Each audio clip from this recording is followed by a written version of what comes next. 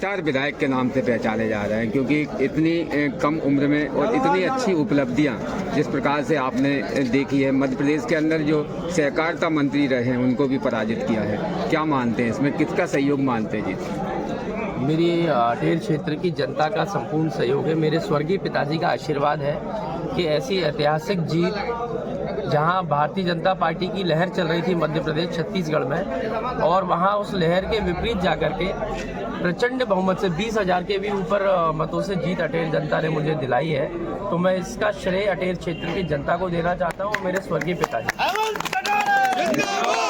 अटेर क्षेत्र कई मूलभूत सुविधाओं से पिछड़ा देखा गया है। आपके स्वर्गीय पिताजी सत्यदेव कटारे भी कई काम को अधूरा छोड़कर चले गए हैं। मानते हैं कि अभी भी उनके कई कार्य ऐसे हैं जिन कार्यों को आपको प्राथमिकता देनी है। विशेष प्राथमिकता क्या रहेगी आपके लिए?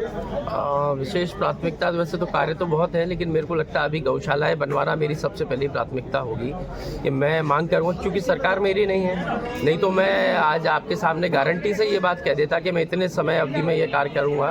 क्योंकि सरकार भारतीय जनता पार्टी की बनी है तो उनको मैं बधाई भी दूंगा और उनसे ये मांग करूँगा कि अटेर क्षेत्र के साथ सौतेला व्यवहार नहीं हो।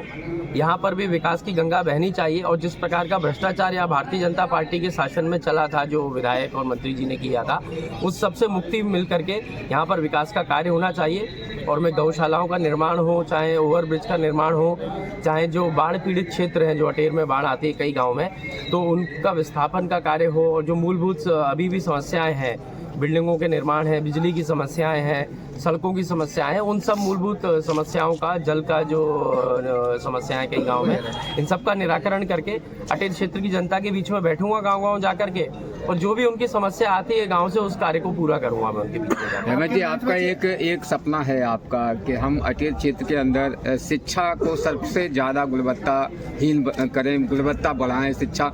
आखिर अटेर क्षेत्र में आप किस प्रकार से ध्यान देंगे जिससे कि बच्चों का भविष्य उज्ज्वल होगा?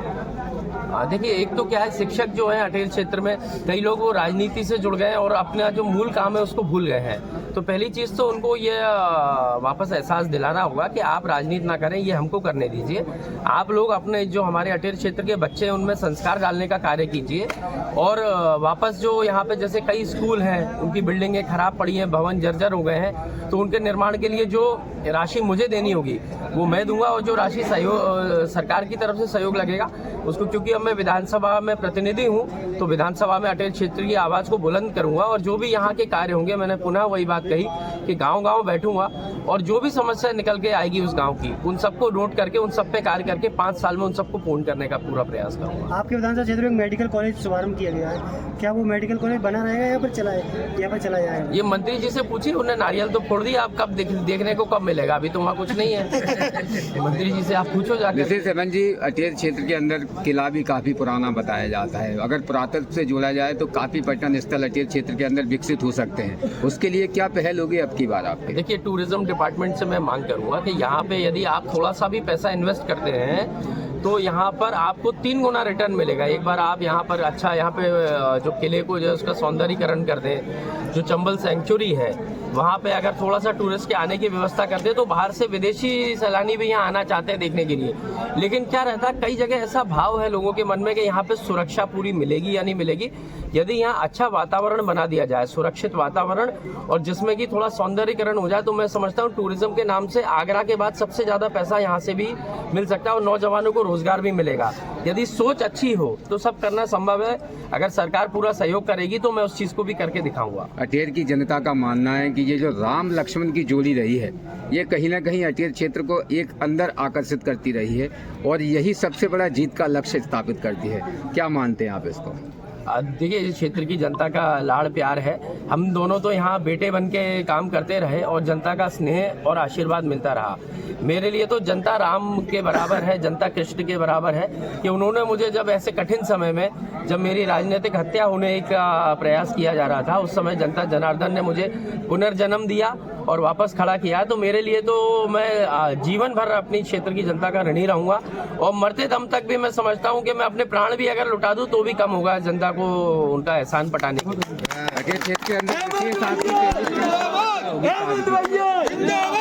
अटेर क्षेत्र के अंदर विशेष विकास के लिए तौर पर पहली प्राथमिकता आपकी क्या होगी, जिससे कि अटेर की जनता आपके प्रत्येक कार्य को सराहनीय बताए? मैंने बताया ना, गौशालाओं के लिए सबसे पहले, क्योंकि ये इसमें दोनों कार्य हो रहे हैं। एक तो गौ सेवा भी हो रही है, क्योंकि गौ अभी जो गौ माता है हमारी, कहीं ट्रक के नीचे आकर के कहीं गाड़ियों से चोटिल होकर के हत्या हो जाती है, तो गौ भी सुरक्षित नहीं है। एक तो वो पाप हो रहा है हमारे अटेर क्षेत्र में, तो एक तो गौ माता की सुरक्षा तो होगी, गौ सेवा भी होगी, और साथ में जो हमारे यहाँ के किसान है, मैं समझता हूँ 99% किसान इस समस्या से पीड़ित है।